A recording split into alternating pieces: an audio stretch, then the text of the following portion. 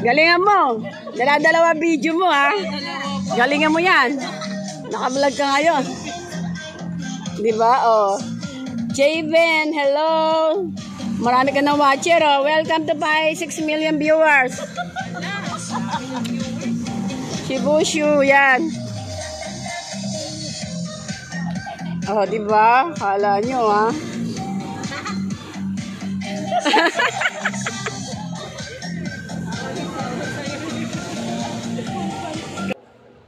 Okay, ayan. Shoutout po mga madlang people. Good morning, and happy blessed Sunday. Ayan, so nandito naman po ako ngayon sa Paniman Beach Resort. At ngayon, iba naman ang aking mga kasama. Kasama ko ang aking mga taga-opisina na si Mildred, si Lenny at si Donna. Ayan, magbabanding tayo dito ngayon sa Paniman Beach kasama nila Jeff at ang kanyang mga ka-fishing. Today is a Sunday, so tomorrow is a holiday, so wala tayong pasok.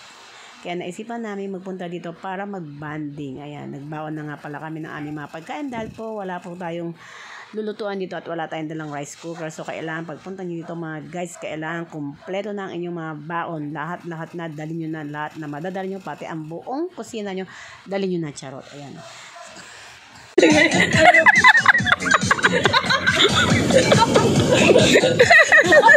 Ano siya sa'yo?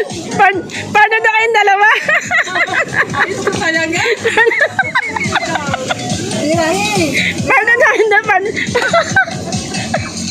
Paano na kayong dalawa? Natutuwa sa'yo eh.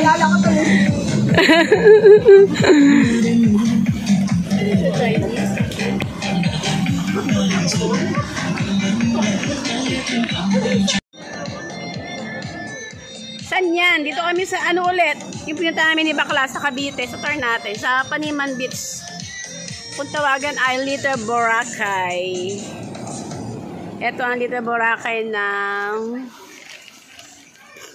Manila. Cavite.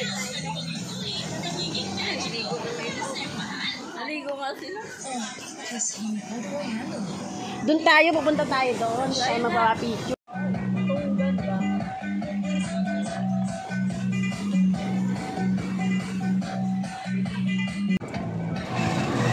So dahil maganda pa po ang panahon ngayon dito ngayong umaga sa Paniman Beach, so naisipan na namin magkakaibigan na take ng picture, ng video, ayan.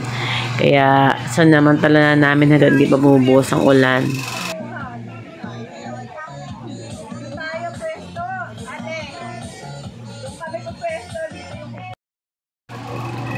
Ayan, so medyo pahapon na at umuulan na dito ngayon. Kasalukuyan na umuulan na nga po siya at kaya kami natahimik na sa aming kuwan. Tapos na po kaming rumampa, mag-picture, mag-video at ayan, medyo tahimik na kami ito habang nag-aantay kami ng pag-uwi namin. Hinihintay pa po pala namin ang aming mga kasama dahil nagpipishing pa po sila doon sa kaduluduluhan ng bundok ng Paniman. Ayan, umuulan na ang aking kasama na si Mildred. Walang magawa kundi sumilip doon sa kabilang kubo para makita yung mga pagkain at gusto niya manghingi yata ng mga prutas. Ayan, tumutulo na talaga yung ulan dito. Hindi na namin mapigilan. Kasalukuyan, nababasa na kami. Ayan. Ito na nga ba ang sinasabi ko na pagbuhos ng malakas na ulan. May bagyo pala, hindi kami naniwala kasi kala namin lunes pa dating. Hindi namin alam na ngayon pala darating na linggo. Kaya ayan, naabutan na nga po kami ito ng bagyo. Kaya basang-basa po kami, pati po yung aming mga bag, sobrang basang-basa. Kaya ayan, sabi namin, ayan, masarap rumampa. Sige, rampa pa more. Pero okay lang din kasi nag-enjoy naman kami bago umulan. At saka yan, minsan lang naman kami magsama-sama ng mga taga-opisina na lumabas. Kaya sinulit na rin namin ng kasiyahan namin kahit medyo maulan siya dito. Okay lang din dahil enjoy naman din kami lahat. Yun nga lang, hindi lang siya maaraw. Talagang super ulan. Hindi namin alam na ngayon darating ang bagyo dito.